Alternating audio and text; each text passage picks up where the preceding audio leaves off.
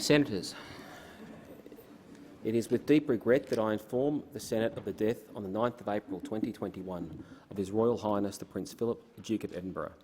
I call the Leader of the Government in the Senate.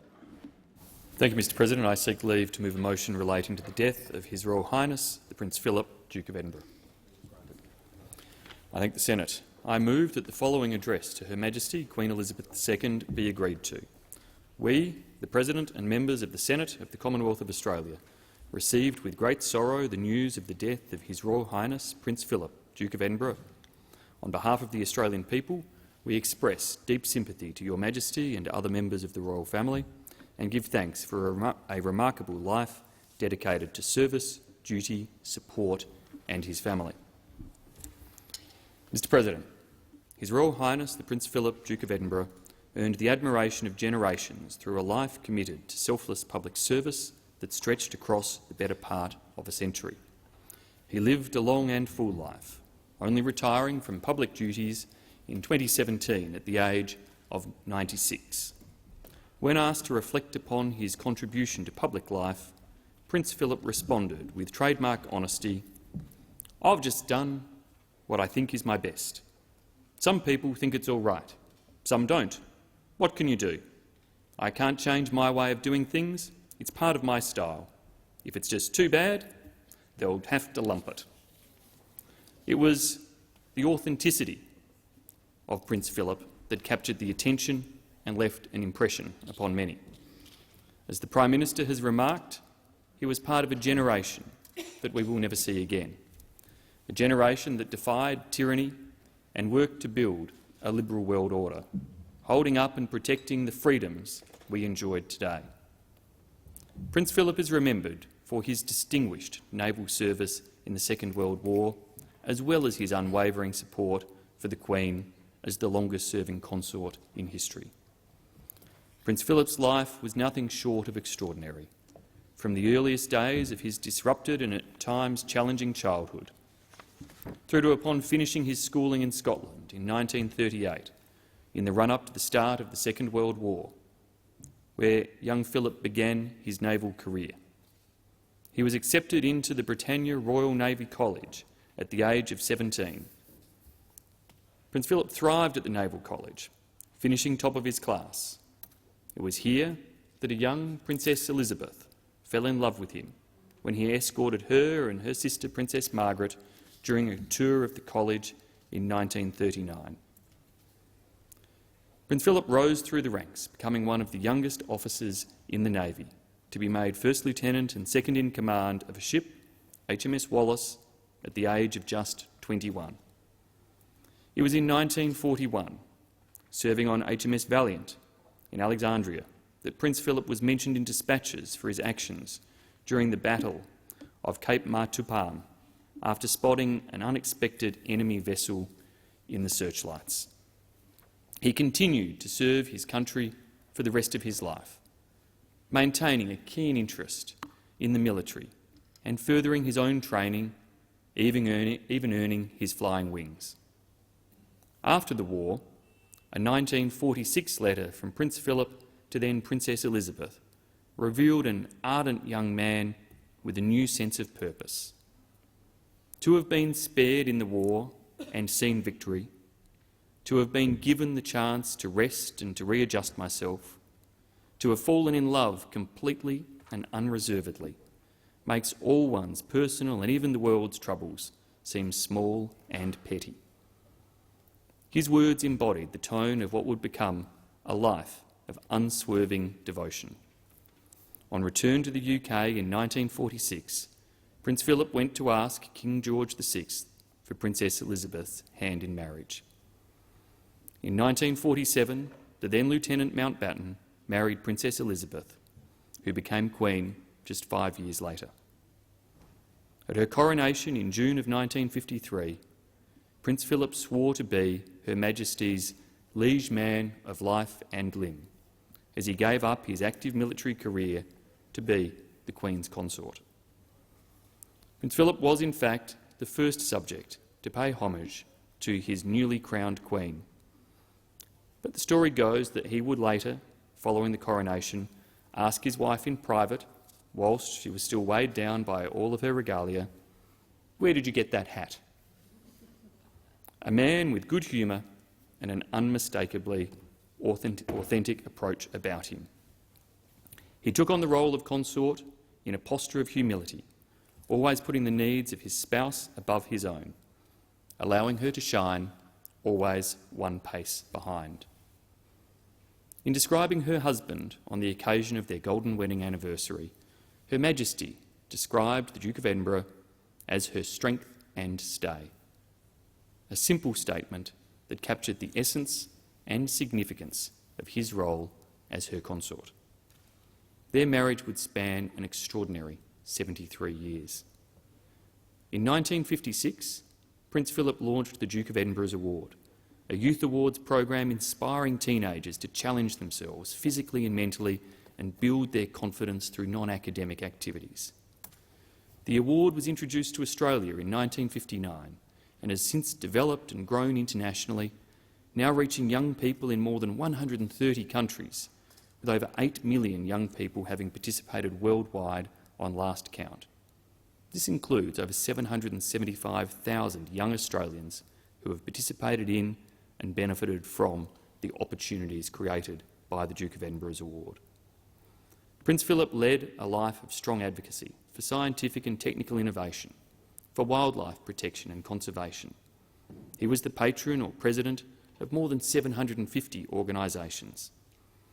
60 years ago, in 1961, the Duke of Edinburgh helped to found the World Wildlife Fund for Nature, and 2 years later, in 1963, on a visit to Australia, he would float the idea of a local branch of the World Wildlife Fund. In fact, it was from this suggestion that Prince Philip that led to the foundation of the Australian Conservation Foundation in 1965. Prince Philip was the Foundation's president, the World Wildlife Fund for Nature's president from 1971 to 1976. He was very passionate about many environmental issues, including in Australia. He spoke to a number of issues, from endangered species to the protection of the Great Barrier Reef. True to form, Prince Philip also acted in typical blunt style to urge the federal government in 1973 to act on protecting Kakadu by declaring it a special reserve. In a letter to former Prime Minister Gough Whitlam about environmental issues, he described the issue as, and I quote, "probably the hottest of the potatoes." He was a friend to Australia and passionate about protecting Australia's unique natural beauty and our wildlife. But more than that, he had a genuine interest in and compassion for the people of Australia. Prince Philip made 22 tours to Australia. He was the royal representative who opened the Melbourne Olympics in 1956. From his first visit to Australia as a young sailor aboard the battleship Ramillies to his final tour in 2011, Prince Philip had an informality that endeared him to Australia. In December 1945, he spoke of his love for our country, the people and the food. Reflecting then that on his visit to Australia, he enjoyed the week in Tasmania best.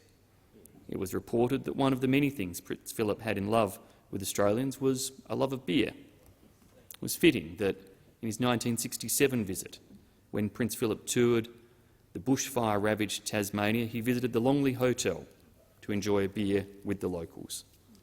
He met with some of those who were badly affected in the township of Snug, south of Hobart, where 11 people had tragically lost their lives in the fires. He also on that occasion visited Taroona, Kingston and Margate. Prince Philip was mobbed every time he stepped out of his car during his tour of fire-affected areas of southern Tasmania, notwithstanding the tragedy and devastation those communities had endured.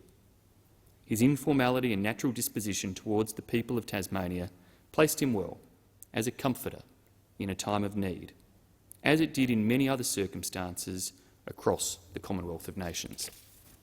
He cared deeply for Australia, its natural beauty, wildlife, welfare and people. And Australians cared deeply for and respected Prince Philip. Prince Philip will be missed by all that knew him, met him or respected him from afar, but of course none more so than Her Majesty and their family. Today we give thanks for the sacrifices he made and the good that he did in the service of our nation and of free peoples across the world. We place on record our sincere gratitude for the service Prince Philip gave to the Commonwealth and extend our sincerest condolences to Her Majesty the Queen and to Prince Philip's family in their time of grief. I thank the Senate. Senator Wong.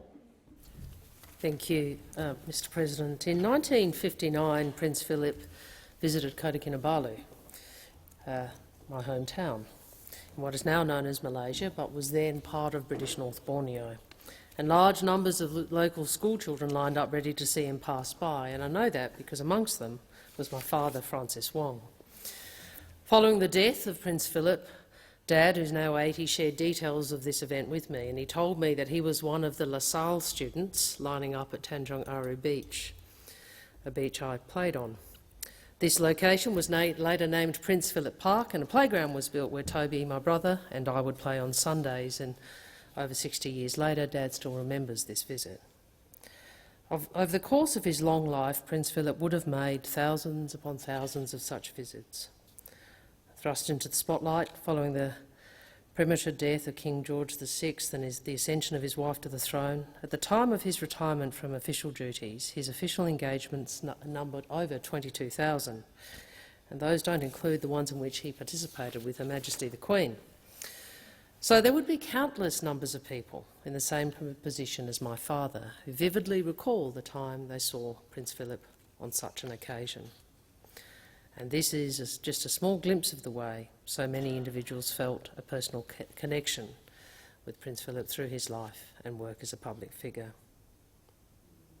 Prince Philip first visited Australia in 1940 as a midshipman in naval service, but he eventually became a regular visitor to our shores, visiting us on more than 30 occasions, at least half of these trips in his own capacity when he was not accompanying the Queen. Royal visits have maintained an enduring popularity in Australia, but they will probably never again reach the heights of the 1954 tour. On this visit with the Queen, it marked the first occasion a reigning monarch had visited Australia, and together they were greeted by unsurpassed crowds. Our population was then around 9 million people, and it is estimated some 75% turned out to see the royal couple. Over the course of these many visits, Prince Philip has been to Australia, all Australian states and territories, and ventured well beyond capital cities to many regional and country locations. He was present at events through our history, such as the Olympic Games in Melbourne, as my colleague has mentioned, the 62 Empire and Commonwealth Games in Perth, the 82 Commonwealth Games in Brisbane, and was part of the official opening in all three of these international sporting festivals. And we see reminders of his visits and his life across Australia. His name is recorded as opening such monuments as the Tasman Bridge in Hobart, the Gateway in Brisbane, the Royal Australian Mint here in Canberra, one of the power stations that forms part of the Snowy Mountains hydroelectric scheme, and amongst others, the Prince Philip Theatre at Prince Alfred College in Adelaide, recognising his 1992 visit to the school named for his predecessor as Duke of Edinburgh on the 125th anniversary of the laying of its foundation stone. Of particular resonance to many Australians was his support following times of natural disaster, such as in 1967 in the aftermath of the bushfires in Hobart, or the visit to Darwin with the Queen in 1977, just a few years following the devastation wreaked by Cyclone Tracy. And he made his final royal tour to Australia with the Queen in 2011. One of the most enduring legacies left by Prince Philip is through the Duke of Edinburgh Awards, a scheme which will continue as a living monument to his commitment to personal growth and development as well as to service.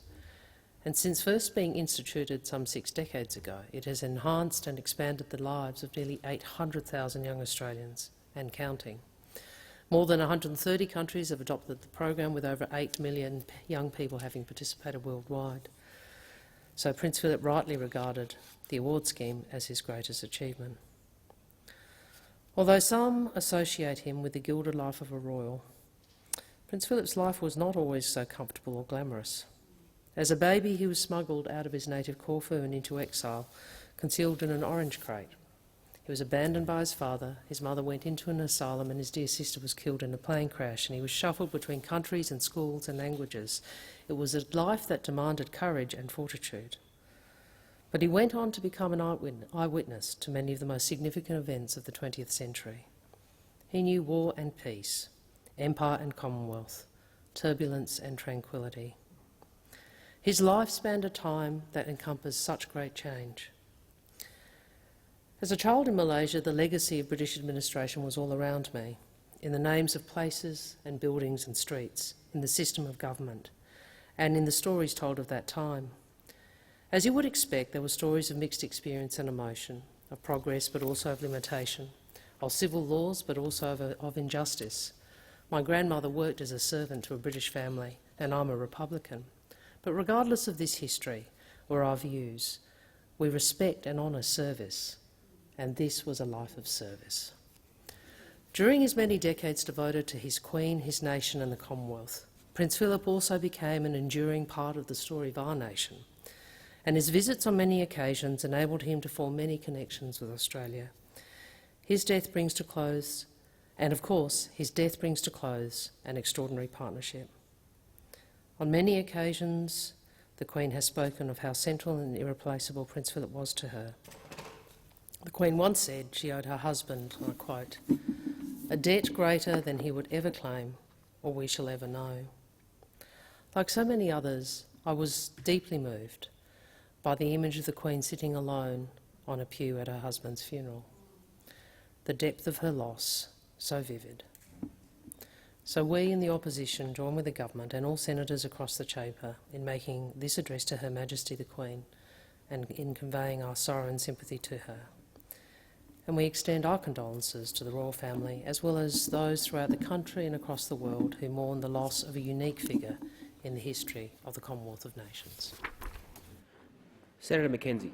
Thank you very much, Mr President. As Nationals Leader in the Senate, I would like to associate the National Senators with the comments from both the Leader of the Government and the Leader of the Opposition. And I think the depth of feeling and the respectful tone and the breadth of topics covered by both of those speeches really speaks to the impact that Prince Philip had on all of us, Republican or monarchists alike. And we extend our sincere condolences to Her Majesty our Queen following the death of her consort, Prince Philip, and our deepest sympathy to her family and the broader Commonwealth. On the 9th of April, Buckingham Palace announced the passing of Prince Philip at the age of 99, and I think a lot of us were surprised by the depth of feeling and the reaction right across Australia, from young people to old, all walks of life, seemed a little rattled that someone that had been such a part of our life, of our history and our future was gone. Prince Philip loved Australia. He first sailed into Sydney Harbour on a Navy ship at the age of 18, and he'd then go on to visit us for another 20 times. He shared a lot of our values, and we've touched on his larrikinism, his hard work ethic and his Christian values. The Royal Tour of 1954 was huge for country residents here. 75% of Australians turned out to see Her Majesty and Prince Philip, and like Senator Wong's father, my mum, as a young girl from a little country town called Alex, was one of them, waving her flag proudly as they drove past. But they travelled 70 cities and towns in that visit, and really Australia fell in love with them as a couple and as our monarchs at that time. Lots of country party leaders were privileged to meet Prince Philip. Mark Vaile said that he remembers having a great lunch with the Queen and Prince Philip and Edward, and he remembers Prince Philip at that lunch having very strong opinions and supporting the maintenance of the rights of the individual, which is core to our beliefs in Australia. And it was not only that belief that he shared with National Party senators and MPs and regional Australians. He was a great outdoorsman. He loved horse riding, shooting, fishing, gardening, and even in later years decided to turn his hand to farming, producing produce that he'd sell at the local store just down the road from what I'm sure was bigger than a 4-bedroom fibro. There's a great story in the ABC about when the Prince opened the Olympic Games in Melbourne back in 1956, and he reportedly went up to the Northern Territory, Senator McMahon, and shot a crocodile at night before going to inspect the uranium processing plant at Rum Jungle. Now, they are very, very National Party things to do, but he was doing them not in 2021, he was doing them right back in 1956. Very retro are we. In his time hunting, he's known to have shot a range of wildlife, but in typical Fleet Street style. According to the UK Express, Prince Philip is believed to have had one of the highest kill rates of the royals. I don't know how that got in there, but that's something they're known passionately for. It's safe to say that Philip was well known for cooking up a barbecue or two in summer. He also developed a passion for horse carriage driving later on and taking up the sport at 50. He was made ranger for Windsor Castle, which essentially meant he was in charge of running the farm. And as I said, he would often supply shops in the nearby village with the local produce. The BBC revealed that he even tried to use cow manure from the farm at Windsor to generate gas, but that wasn't as successful. It actually blew up. But that wasn't the only attempt at influencing energy policy, and Senator Canavan has helpfully given me a quote from Prince Philip that wind farms are absolutely useless, completely reliant on subsidies and an absolute disgrace. They never work as they need backup capacity. And as we're rolling out batteries, we know that is absolutely the truth. Prince Philip's life was a testament to hard work, grit and duty, and that is an attribute that all regional Australians can relate to. Apparently, it wasn't all state dinners and fancy pants. Apparently, Prince Philip was shoveling coal into a boiler room for so long that his blistered hands, apparently according to him, couldn't hold a fork while he was on the way back to England during the war whilst he was in the British Royal Navy. So this was a man that knew what it was like to work hard, that understood service and duty. He was a bit of a larrikin, and whilst conducting royal duties, he often displayed a great sense of humour, and that is something that people that knew him have commented they will very, very much miss. He was always able to put a smile on people's faces. Who can forget when he declared he was, and I quote, the world's most experienced plaque unveiler? Yes, he was a good hunter, and it was something he deeply cared about, but he was also deeply cared about the environment, as Senator Birmingham has spoken about. He once said that if nature doesn't survive, neither will man. And we commit to do all we can as selflessly and as restlessly as the Prince always did to fix up our relationship with nature that is threatening our food, fresh water and health supplies. And as those that live and work out in the regions, we understand that we need to be very good stewards of our land and water resources. He was also a man of deep Christian faith and was also very, very generous. He was patron and president of more than 800 organisations and charities and demonstrated kindness and selflessness, showing loyalty to Her Majesty the Queen over 7 decades. The Prince was the longest-serving consort in royal history, a demonstration of reliability, and we can only imagine how much this constant in Her Majesty's life will be sorely missed. The Dean of Windsor, Reverend David Connor, recently said about Prince Philip, he's a bit controversial, certainly lively, but anything but boring. We need a bit more of that, I think. He also had a deep passion for helping young Australians and committed to better outcomes, and we've spoken about the Duke of Edinburgh's award, an award which is across 130 countries and territories. And in Australia, more than 328,000 young people have gone through the award, which focuses on volunteerism, a holistic approach to personal development, but importantly on the importance of duty and service. The Duke of Edinburgh exemplified courage, generosity and determination. Some would say they're old-fashioned values, but I would say in an era of a pandemic, they're values that more of us need to exemplify and take on board. He was an outstanding role model for us all. On behalf of the National Party in the Senate, we thank him deeply for leading by example, for being a very good man behind the woman, and for giving her the love and support and structure that she needed to be our Queen and indeed the leadership she's provided for the Commonwealth over a very, very long time. We offer our sympathies and prayers to the Royal Majesty, to our, Her Majesty the Queen and her family. Thank you. Yeah. I ask honourable senators to join in a moment of silence to signify our assent to the motion.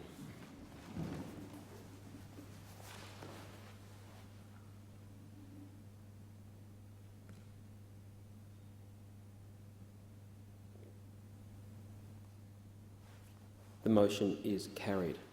I call the Leader of the Government. Thank you, Mr President. Mr President, I move that as a mark of respect for the memory of His Royal Highness, the sitting of the Senate be suspended till 2 p.m. Put the motion. Those in favour say aye. Contrary no. The ayes have it.